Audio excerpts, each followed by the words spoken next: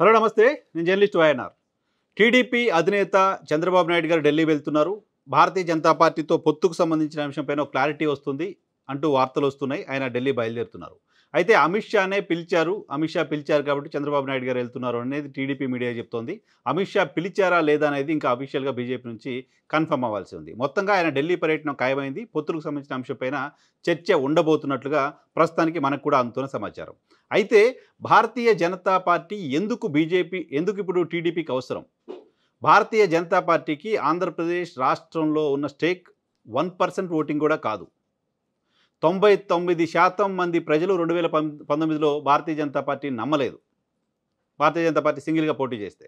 1% voting కూడా లేని Bharatiya Janata party కోసం ఎందుకు తెలుగుదేశం పార్టీ చూస్తోంది? భారతీయ జనతా పార్టీతో పొత్తు పెట్టుకోవడం ద్వారా ఏ రకమైన లబ్ధిని భారతీయ జనతా పార్టీ ఆశిస్తోంది? నిజానికి భారతీయ జనతా పార్టీ 10 ఏళ్ల పాలన తర్వాత ఆంధ్రప్రదేశ్లో బీజేపీ పైన వ్యతిరేకతే ఉంటుంది.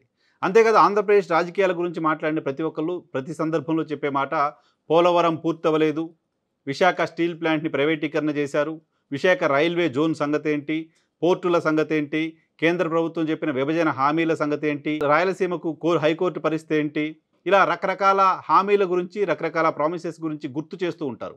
ఇవన్నీ కేంద్రం పరిధిలోనివి. ఆంధ్రప్రదేశ్కు ప్రత్యేక హోదా తీసుకొస్తానని జగన్మోహన్ రెడ్డి చెప్పారు, చేయలేదు అని చెప్పి మాట్లాడుతుంటారు. ఇది కేంద్రానికి సంబంధించింది.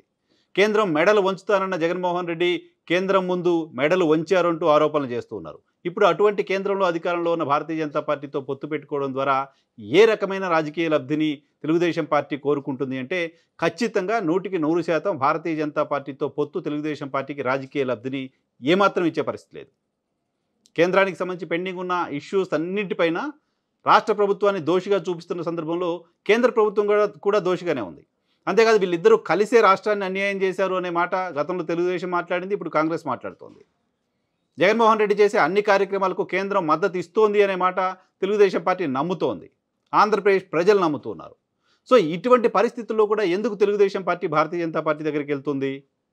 ఒక ఓటు వస్తుందనే ఆలోచన లేకుండా, కేంద్రం రాష్ట్రానికి ఏదో చేసిందనే ఆలోచన లేకుండా, కేంద్రం రాష్ట్రానికి అన్యాయం చేసింది అని ఇంప్రెషన్ ఉన్న సందర్భంలో కేంద్రంలో అధికారంలో ఉన్న భారతీయ జనతా పార్టీ దగ్గరికి ఎందుకు వెళ్తుంది?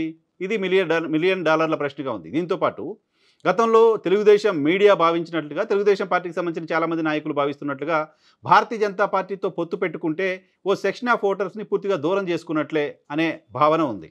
ప్రధానంగా రాయలసీమ జిల్లాల్లో మైనార్టీలకు సంబంధించిన ఓట్లు కీలకంగా ఉండబోతున్నాయి. రాయలసీమ ప్రాంతంలోని పట్టణ ప్రాంతాల్లో ఆ మైనార్టీ ఓట్లు అక్కడ విజయాలను ప్రభావితం చేసే పరిస్థితి ఉంటుంది. భారతీయ జనతా పార్టీతో పొత్తు పెట్టుకోవడం ద్వారా మైనార్టీలు, క్రిస్టియన్లు, సెక్షన్ ఆఫ్ దళిత్స్కి సంబంధించిన ఓట్లను పూర్తిగా వదులుకోవాల్సిన పరిస్థితి, వచ్చే ఓట్ల పర్సంటేజ్ని తగ్గించుకోవాల్సిన పరిస్థితి తెలుగుదేశం పార్టీకి ఉంటుంది. సో మైనార్టీలు, క్రిస్టియన్లు దూరం అవుతారని తెలిసినప్పటికీ వాళ్ళు తెలుగుదేశం పార్టీ కూటమికి బీజేపీతో పొత్తు పెట్టుకోవడం వల్ల ఓటేసే పరిస్థితి ఉండదని తెలిసినప్పటికీ ఎందుకు మరి భారతీయ జనతా పార్టీ వైపు వెళ్తోంది అంటే భయం. ఓ భయం వెన్నాడుతోంది తెలుగుదేశం పార్టీని. బీజేపీ లేకుండా ఎన్నికలకు వెళ్ళగలమా? బీజేపీ లేకపోతే ఆంధ్రప్రదేశ్లో ఎన్నికలు చేయగలమా? బీజేపీ లేకపోతే వైసీపీని నిలువరించగలమా? బీజేపీ లేకపోతే పోలింగ్ బూతుల దగ్గరైనా మనం ఉండే పరిస్థితి ఉంటుందా? ఈ రకమైన భయం తెలుగుదేశం పార్టీలో ఉంది. అంతకుమించి వేరే కారణం కనపడట్లేదు నిజానికి ఎంత చూసినా. జనసేనతో పొత్తు పెట్టుకున్నారంటే జనసేనకు 6%, 7% ఓటింగ్ ఉన్నాయి. జనసేన ఓటింగ్ పెరిగింది ఇలాంటి ఇంప్రెషన్ పార్టీకి సంబంధించిన నాయకులు మాట్లాడుతూ ఉన్నారు. సో జనసేన, టీడీపీ కలిసాయంటే అర్థం చేసుకోవచ్చు ఓటింగ్ పర్సంటేజ్, పవన్ కళ్యాణ్కి ఉన్న పాపులారిటీ, పవన్ కళ్యాణ్కి సంబంధించిన యూత్ ఓటింగ్ ఇవంతా ఉంటుంది. తెలుగుదేశం పార్టీకి అడ్వాంటేజ్ ఉంటుందని భావించవచ్చు. మరి భారతీయ జనతా పార్టీకి ఇన్ని డిసడ్వాంటేజెస్ రాజకీయంగా ఉన్నప్పటికీ భారతీయ జనతా పార్టీ వైపు తెలుగుదేశం పార్టీ చూస్తుందంటే కేవలం భయం మాత్రమే కారణం. ఆంధ్రప్రదేశ్లో జగన్మోహన్ రెడ్డి సర్కారు తీవ్రమైన అవినీతి కార్యక్రమాలు చేసింది, డెవలప్మెంట్ చేయలేదు, ఓడిపోతుంది అని ఒక పక్క ప్రచారం చేస్తూ ఉన్నారు. ఎప్పుడు ఎన్నికలు పెట్టినా 150 సీట్లు గ్యారంటీగా మాకొస్తాయని ఒక పక్క చెప్తూ ఉన్నారు. జనసేన, తెలుగుదేశం పార్టీ కలిసిన తర్వాత ఇక వైఎస్ఆర్ కాంగ్రెస్ పార్టీకి 20 సీట్లు, 25 సీట్లు వచ్చే పరిస్థితి కూడా లేదు అని చెప్తున్నారు. రోజుకో సర్వే టీడీపీ, జనసేన కూటమి వస్తుంది అని చెప్తూ వస్తున్నారు. వైఎస్ఆర్ కాంగ్రెస్ పార్టీలో టిక్కెట్లు ఇస్తేనే ఎమ్మెల్యేలు పోటీ చేయడానికి భయపడి పారిపోతున్నారు అని చెప్తూ వస్తున్నారు. ఇన్ని అనుకూలతలు కూటమికి ఉన్న సందర్భంలో బీజేపీ అవసరం ఎందుకు వచ్చింది అంటే భయం. ఎన్నికలు చేయగలుగుతామా లేదనే భయం. నిజానికి కేంద్ర ప్రభుత్వం రావడం వల్ల, కేంద్ర ప్రభుత్వం ఉండడం వల్ల అడిషనల్గా వచ్చే అడ్వాంటేజ్ తెలుగుదేశం పార్టీకి ఏముంటుందో అర్థం కాని పరిస్థితి.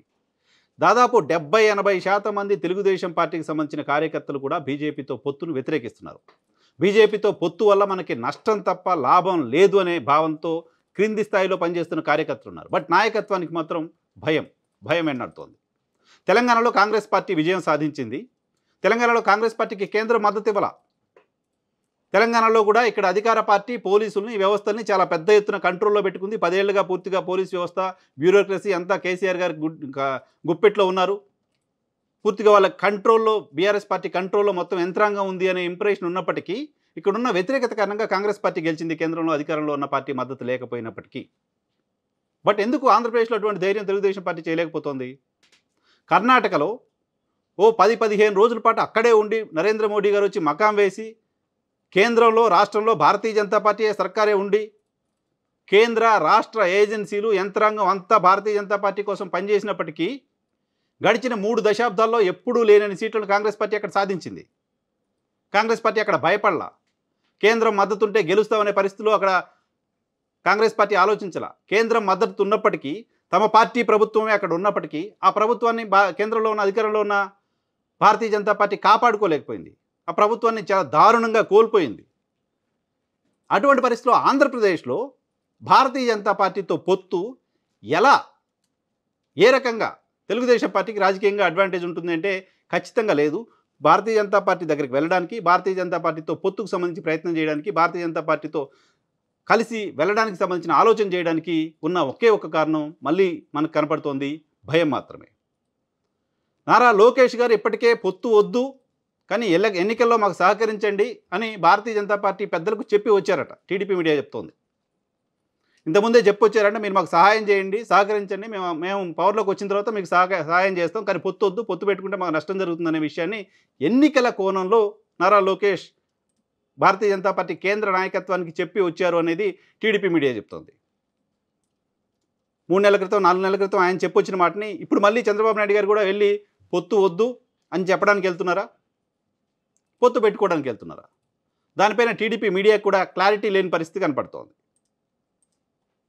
సో మొత్తంగా తెలుగుదేశం పార్టీ భారతీయ జనతా పార్టీ వైపు చూడడానికి, భారతీయ జనతా పార్టీతో పొత్తుకు సంబంధించి ప్రయత్నం చేయడానికి, భారతీయ జనతా పార్టీ లేకపోతే మనం ఎన్నికలకు వెళ్ళలేమనే ఒక పరిస్థితిలోకి ఉండడానికి కారణం భయంతో బీజేపీ చెంతకు తెలుగుదేశం పార్టీ వెళ్తుంది లాంటి ఇంప్రెషన్ ప్రస్తుతం జరుగుతున్న రాజకీయ పరిణామాలు బట్టి చూస్తే మనకు అర్థమవుతోంది.